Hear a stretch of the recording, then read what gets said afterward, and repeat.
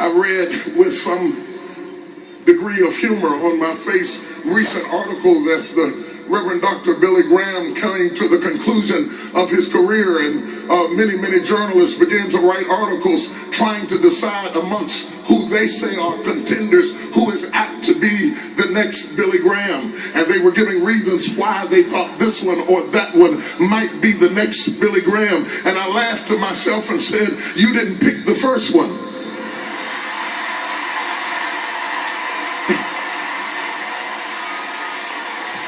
I wonder why in the world, since a man didn't pick the first one, why we now think that we can get together and have a meeting and write an article and pick the next one.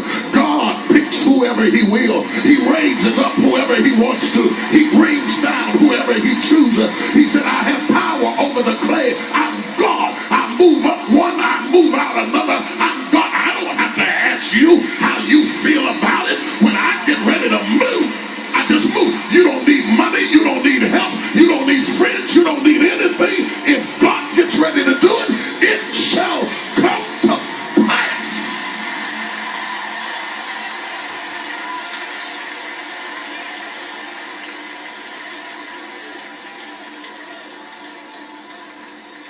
In fact, I am convinced that occasionally God uses the least likely people